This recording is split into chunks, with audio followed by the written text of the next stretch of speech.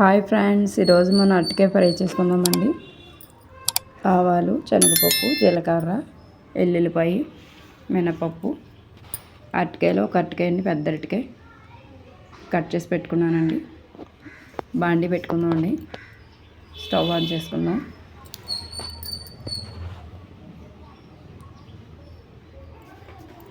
Oil వేసుకుందామండి.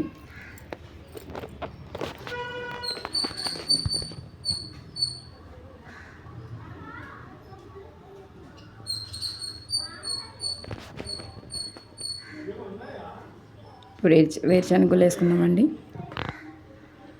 బాగా fry చేసుకోవాలండి అవి.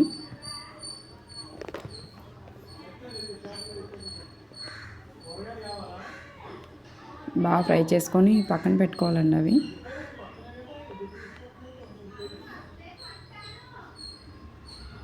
ఇప్పుడు పోపు వేసుకుందామండి. జీలకర్ర, ఎల్లుల్లిపాయలు, శనగపప్పు, మినగపప్పు, ఆవాలు, వేరుశనగలు వేయించి పక్కన పెట్టుకోవాలి, లేదంటే నల్లగా అయిపోతాయండి. టేస్ట్ అంత బాగోదు ఇప్పుడు నల్లగా అయిపోతే.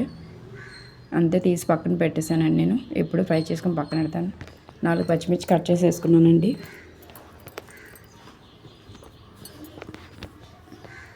ఆల్రెడీ అందులో 3 ఎండుమిర్చి కట్ చేసి అందులో ఫ్రై చేశానండి, వేరుశనగల్లోని.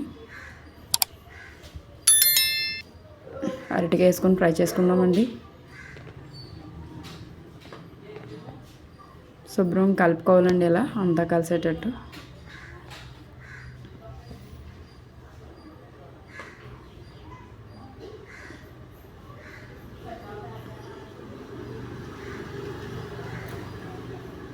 వీడియో నేను షూట్ చేయడం వల్ల సరిగ్గా చూపించలేకపోతున్నానండి అసలు.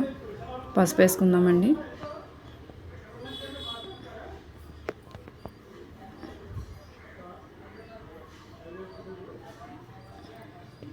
పసుపు వేసుకొని శుభ్రం అంతా కలిసేటట్టు ఇలా కలుపుకోవాలండి. సాల్ట్ ఇంకా మనం వేయలేదండి, లాస్ట్లో వేద్దాం.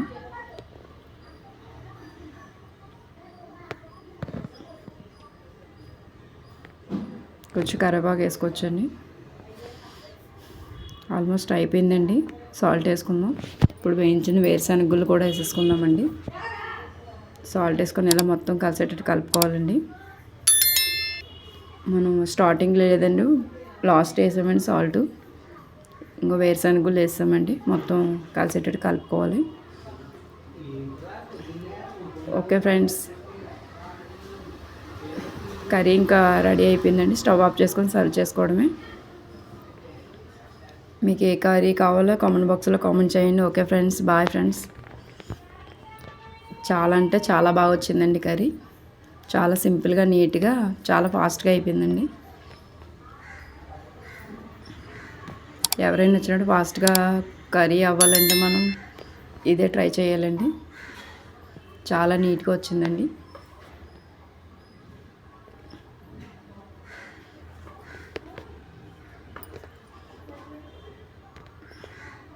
Okay friends, bye.